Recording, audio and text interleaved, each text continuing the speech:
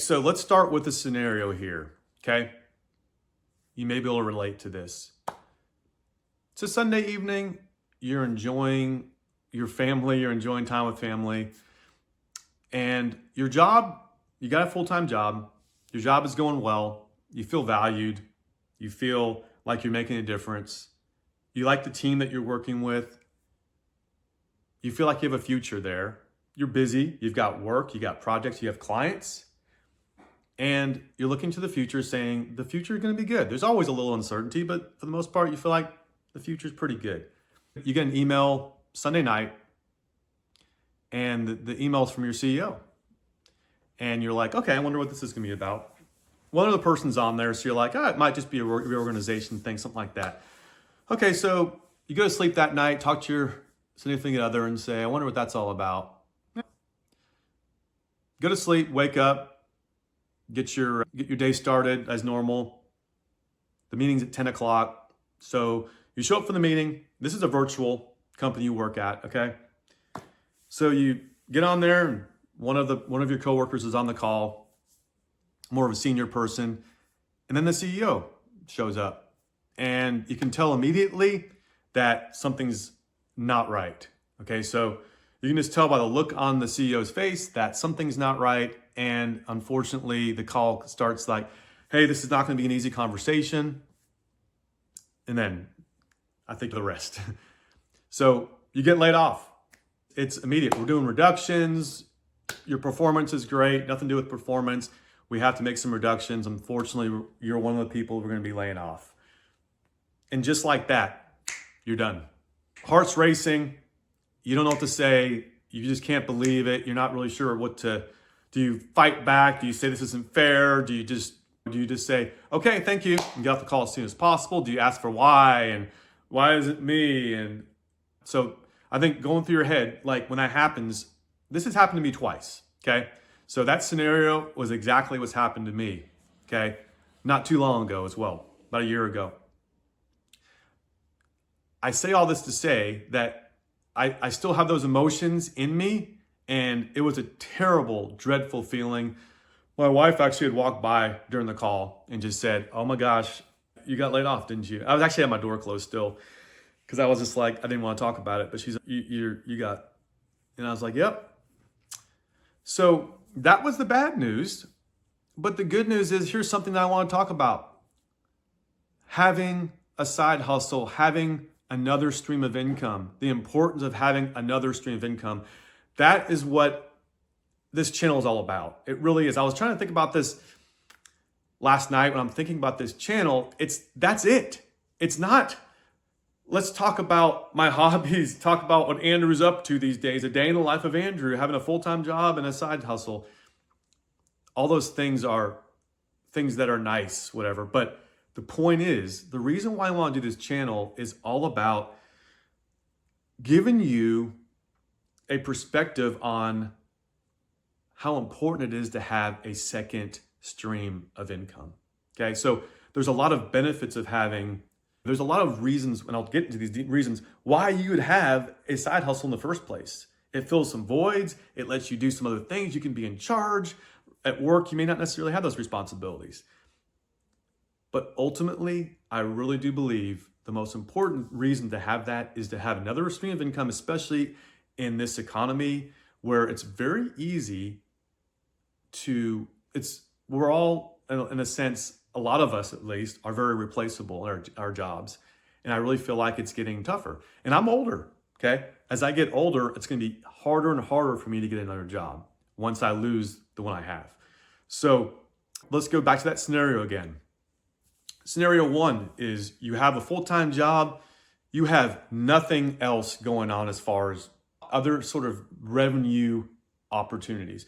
You have no other way to make money immediately except for filing for unemployment or getting another job, right? So, and typically getting another job takes a while. It takes sometimes a year or more to get another job. So scenario one is you have really nothing else, and then now it's time to scramble when you get your bearings, right? Get the resume updated, hit your network, do all these things, and it's very stressful, and it's a mess, and it really is. And that happens to people every day. These kind of things happen. Okay, so scenario number 2 is you get laid off, which is not great, but you do have some other revenue streams that you can say, okay, do I want to go ahead and just keep those going at the rate they're going right now? Most likely you're going to be like, hey, I've got time. Let me go ahead and elevate these higher now since I have more time. I will update my resume. I'll do the things I need to do, get those things taken care of. But there's also, while I'm waiting, because it's a lot of sit and wait with these, when you're having conversations with people, when you're scheduling meetings, when you're waiting for companies to get your resume and to get back to you, there's so much time that's a lot of times wasted just twiddling your thumbs. Scenario 2 is you have another revenue stream that you can just ratchet up even more. That's what happened with me. I was working on Amazon. I was doing Amazon for many years. It was fiddling along, it was doing okay, but I really didn't have a lot of time, nor did I really have the desire to take it to a really high level because I was happy with my day job. I was content to make a couple $1,000s a month extra, so that was fine. That's not enough for certainly a full-time if I'm the only breadwinner, but it's good part-time, okay? So I looked at that and said, I remember that day, I got my computer, turned my laptop into the central office about 15 minutes away from here, said goodbye. There was only one person there. My old supervisor was there. Gave him a hug, turned my laptop in, got home, took my computer in my other room that I was using just as a second computer, took that computer, moved it right into where my old laptop was. My desk for my other company became my desk for my new side hustle, which is now which became my full-time hustle at the time.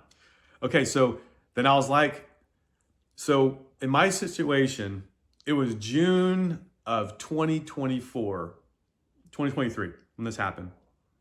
By the end of the year, my revenue for Amazon had already about eclipsed how much I was making in my day job that I got laid off from. So it was absolutely spectacular. I was like, wow, I can't believe this is happening. It was work. It was definitely work, a lot of work. But then I got the systems in place, got the people hired to help me, or contractors, getting this stuff done. So I'm not gonna give you the details exactly what I was doing, but it's just Amazon, and I'll talk about this too, resale business with Amazon.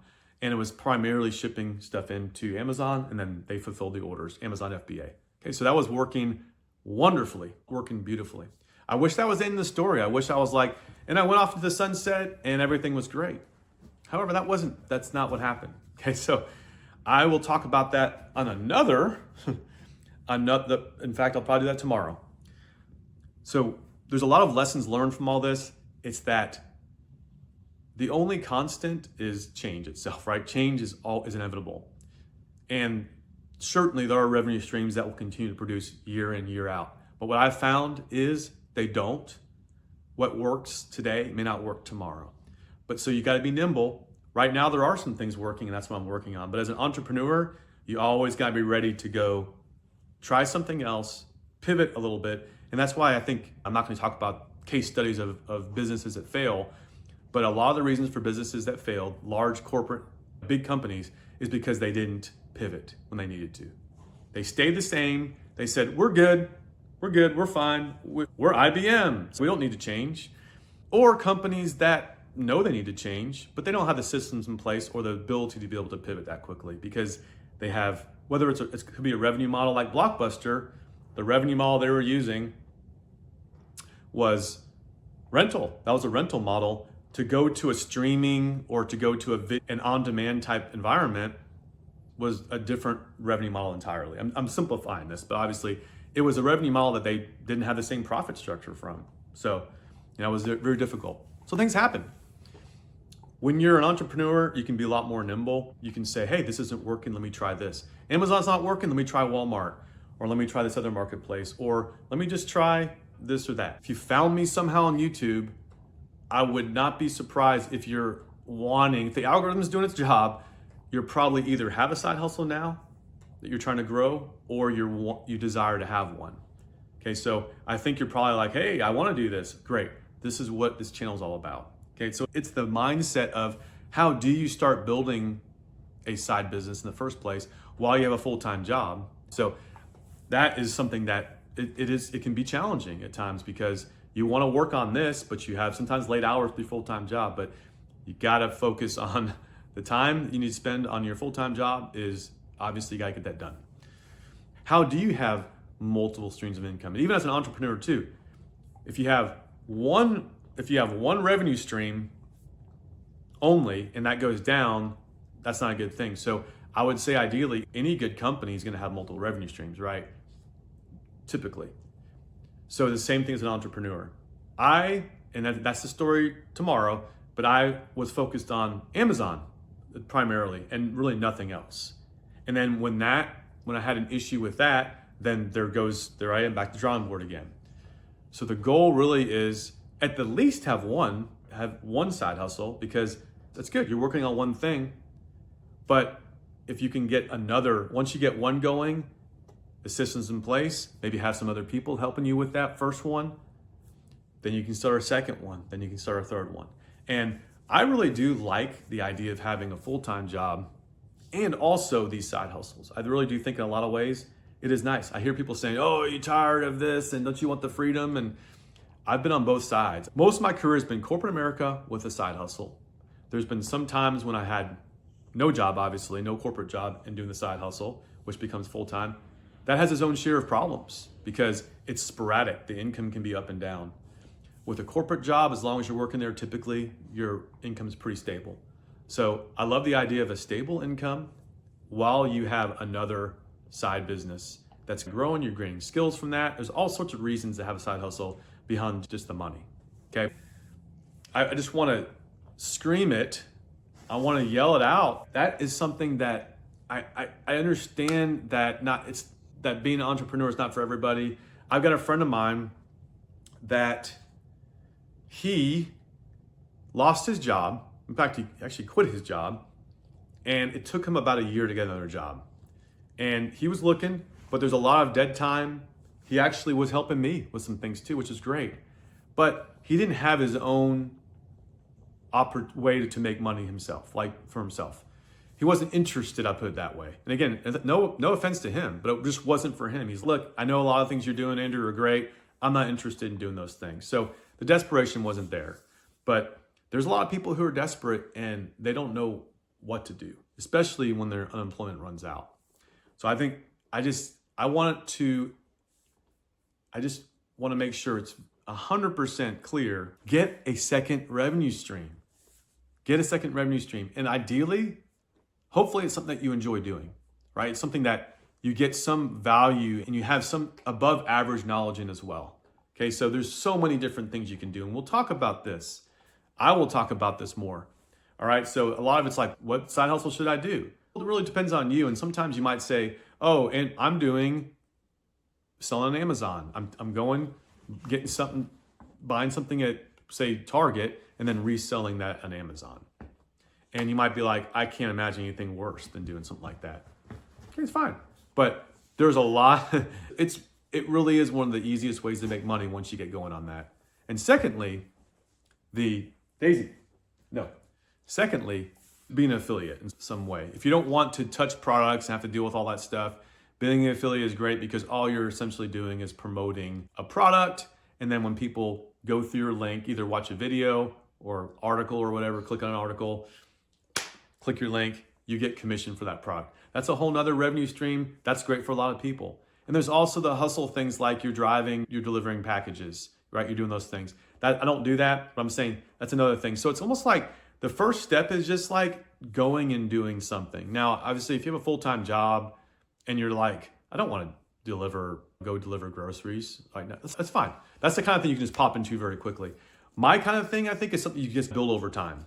You're building this asset over time that you can actually jump into and spend more time on it if you need to, because most things take a little while to develop. So I think jumping in your car and saying, I'm not saying it's easy to do this, or it's like, it doesn't take some time. I'm just saying you can definitely jump and do that as needed. But what I like the idea of is you're building a business, and ideally you're building a business as far as whatever you're doing you are not just relying on a third-party company like Amazon or a Walmart or eBay or whatever. You are building something for yourself. And so that's what I mean by that is you are building, say, an email database, you are selling a product that people are coming to you. So you've got an audience of people that you are growing, and then regardless of whether Amazon suspends you or Walmart or eBay or it goes away, the opportunity goes away, or it becomes harder to be able to, so the method you're doing doesn't work as well anymore, you still have that asset, you still have the email address, you still have that customer building your business. Okay, so that essentially is really if you can do that, is probably the best way to have a sort of a fireproof business. So that's easier said than done. But I'm saying, I think when I talk about side hustles, I'll talk about those things. I will talk about the different types of side hustles, but I do think the one with the easiest barrier to entry, the lowest barrier to entry, is typically partnering with third-party companies. Okay, it just is. They've already got the infrastructure built. You're just partnering with them. But the hardest thing to do, but probably the most fruitful and fireproof-ish, is when you build your own business that doesn't rely on all those social media, that doesn't rely on all those third-party companies. You can piggyback on those third-party companies to build your customer base, but you can't rely on that 100%. If you do, you might be burned. Okay, so that's the key. So for instance, what's a good example of doing something on YouTube?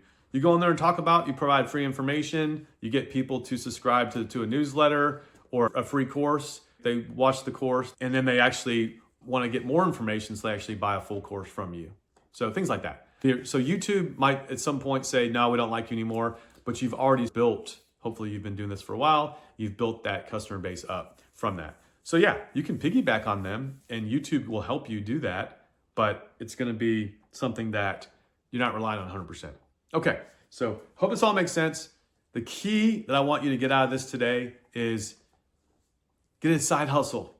Get a side hustle. If you have a full-time job and you've got some, especially if you got a lot of free time, build a side hustle. Maybe you have some hobbies that could turn into money making. My wife has even been making soap. She goes, maybe I should start selling soap. I said, you want some help selling? She goes, maybe, yeah. So I'm saying that could be a hobby turns into a money maker. Or you might there's all sorts of ways to make money. There's so many ways to make money. There's all sorts of opportunities. It's just out there for the taking. So instead of maybe watching another hour of Netflix or another football game, maybe take an hour a day after in the evenings when you have some time and start learning about something new you can do. And so I think part of what I want to do is I want to show you some of the things I'm working on that I think are really good. I wouldn't be recommending if I didn't think it was good. Show you how some of the things I'm doing and maybe what some of the things I'm doing, you might be interested in them. And guess what? I'll help you. I'll help you get there. The things I'm doing right now are very doable with a full-time job.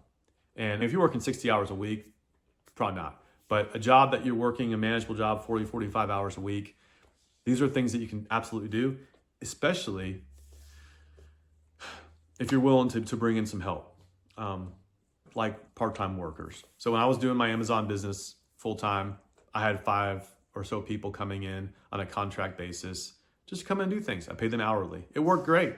I could not have gotten that done if it wasn't for them. So I would say when you start scaling some of these things, it's critical to get some help or else you'll never get any sleep. Okay, so that's the thing. Never think that's all on your shoulders. There's always ways that you can do these things. And so setting systems in place, getting people, giving them bite-sized tasks to do, it works wonderfully. If you don't have a system, if you don't have a process, it's going to be a disaster. But built the process, this worked, this tweak. The workers even say, hey, Andrew, I think it's easier to do this first than this. Can we just switch the order? Sounds good. Yeah, if it makes sense, sounds good. Okay, cool. I'm willing to listen to that. A lot of times your employees who are in the trenches are going to have some pretty good ideas on how to improve the processes, for sure. So always listen to them. But yeah, so I think there's lots of opportunities. But yeah, I know that you might be one of the people that has been laid off. It stings, it hurts. But there's nothing better than having something that you at least can focus a lot more time on when something like that happens. Okay, so it just feels so much better. And in fact, for me, just give you a little teaser for tomorrow, I my Amazon, I was suspended from Amazon for a policy violation. And so all that revenue I was making was gone almost overnight. So then it's like back to the drawing board. But that didn't happen for about a year. It happened a year after I lost my day job. So I had a whole year to really be able to make that income coming in. And it gave me, at the least, it gave me more time to find the right job. And guess what? I found the right job now. So I really do believe the stars aligned and said, I wasn't ready to go back to work last year, but now I'm ready. This is good. Most of 2023 and 2024, when I was building my business, I was like, I'm good. But now I'm ready, and that's what I'm doing. So now I'm rebuilding the different businesses that I'm going to talk about in more detail. And we're building, as I'm rebuilding my business, and it's more than just rebuilding, but I'm saying I'm in the process of escalating back to where I was before with a new perspective, a new lens, knowing that I don't want to put my eggs all in one Amazon basket. I want to put them, some in Amazon, some in Walmart, some in maybe doing the Amazon influencer, which I'll talk about a little bit, some in consulting, and then hopefully some with YouTube as well.